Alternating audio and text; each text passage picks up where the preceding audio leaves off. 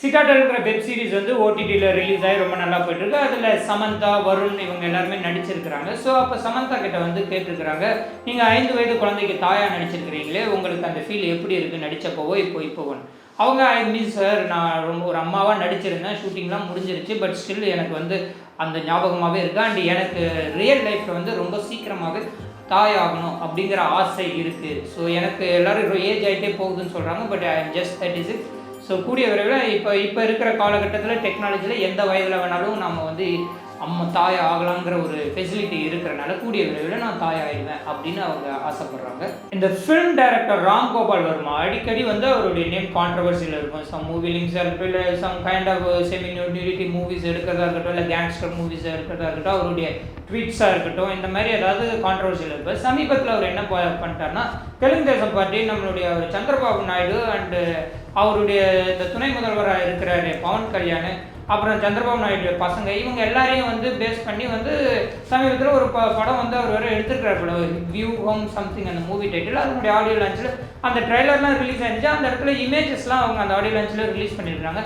அது எல்லாமே வந்து வேற ஒரு நடிகர்களை அவங்கள மாதிரியே இம்பர்சனேட் பண்ணுற மாதிரி பவன் கல்யாணையும் சந்திரபாபு நாயுடையும் அவங்கள மாதிரியே இருக்கிற ஆட்களை வச்சு பண்ணி அவர் இப்போ அந்த ட்ரெய்லர்லாம் ரிலீஸ் பண்ணாங்க. அது வந்து இப்போ சர்ச்சையாக இருக்குது.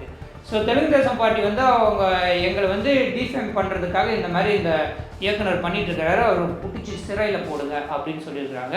சரி பார்ப்போம் அது என்ன தான் பிரச்சனைங்கிறத. மலையாள நடிகை Malavika Menon, full name sir. So அந்த நடிகை மாளவிகா அவங்கள பற்றி தப்பாக பேசின அந்த ஒரு நெட்டிசன் யாரோ ஒருத்தர் வந்து பிடிச்சி சிறையில் போடணும்னு போலீஸ் தேடி போயிருக்கிறாங்க. நிறைய சைபர் கிரைமில் அவங்களாம் சிக்கிறாங்க. நிறைய இஷ்டத்துக்கு நமக்கு ஆன்லைன் தான் சிக்கிறது, யூடியூப்பில் யாரை பற்றி வேணால் என்ன வேணாலும் பேசுகிறாங்க இந்த மாதிரி அவங்களாம் நினச்சிக்கிட்டு ரொம்ப தவறான கருத்துக்களையும் அவங்கள போய் தப்பாக இது பண்ணுறாங்க. என்ன உடை கூட அந்த நடிகை அணியணும் ஒரு ஃபங்க்ஷனுக்கு அப்படிங்கிற அளவுக்குலாம் இவனுங்க ஏதோ ரூல்ஸ் போடுற மாதிரிலாம் இருக்குது அப்படின்னு வந்து ரொம்ப மனவேதனைப்பட்டு அந்த நடிகை வந்து கம்ப்ளைண்ட் பண்ணால் அவங்களுக்கு போய் அவங்க பிடிச்சிட்டாங்க. அந்த பையனை ஏதோ கேரளாவில் ஏதோ ஒரு ஏரியாக்கார பையன் போல இருக்கு. நம்ம தமிழில் ஃபார் எக்ஸாம்பிள் சுறா, அஞ்சான் இந்த மாதிரி படங்கள்லாம் வந்து தமிழில் ரிலீஸ் ஆகி நம்ம ரசிகர்களால் அதை ஏற்றுக்கப்படாமல் போய் ஃப்ளாப் ஆகிருந்திருக்கும். பட் அதை ஹிந்தி டப்பிங் பண்ணி யூடியூப்பில் ரிலீஸ் பண்ணால் அது 200 மில்லியன் 300 மில்லியன் வந்து வடநாட்டுக்காரங்க ரசித்து பார்க்குறாங்க.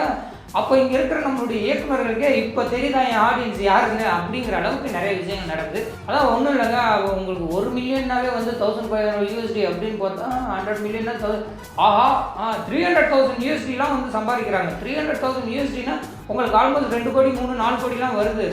ஸோ 3 கோடி கிட்ட அசால்ட்டாக ஹிந்தியில் வந்து ஹிந்தி டப்பிங்கில் வந்து யூடியூப்பில் பணம் சம்பாதிச்சிட்டு இருக்கிறாங்க. பட் அவங்க பணம் சம்பாதிக்கிறது ஒரு பக்கம் இருந்தாலும் அந்த கிரியேட்டிவ் பீப்புள், அந்த டைரக்டர்ஸ், அந்த திரைக்கதை அவங்களுக்கு தான் வந்து ரொம்ப சந்தோஷப்பட வேண்டியதாக இருக்குது. ஏன்னா நீங்கள் என் படத்தை ஃப்ளாப் ஆக்குனீங்களாடா, இதுக்கும் அஞ்சான் படத்தெல்லாம் வந்து நான் கற்றுக்கிட்ட மொத்த வித்தையும் இறக்குறேன்னு வந்தார் லிங்குசாமியார். ஆனால் அவர் வந்து அசிங்கப்படுத்தி ட்ரோல் பண்ணி நம்ம ஆடியன்ஸ் வந்து அமிச்சிட்டோம். பட் அவரை தூக்கி வச்சு கொண்டாடுறது உத்தரப்பிரதேசக்காரங்களும் பீகார்காரங்களும். But whatever it is, Maattraan, Anjaan, Bairavaa, சுரா, மாரிட்டு, பூமி, ராட்சசி இந்த மாதிரி படங்கள் இன்னும் நிறைய கடம்பன் இந்த மாதிரி படங்கள்லாம் நம்ம ஊரில் ஃப்ளாப் ஆயிருந்தாலும் அங்கே வெற்றி அடைஞ்சிருக்கு. ஸோ இந்த இயக்குநர்களுக்கும் அந்த ப்ரொடியூசரும் எல்லாருக்கும் அண்ட் நடிகர்கள் எல்லாருக்கும் எங்களுடைய வாழ்த்துக்கள்.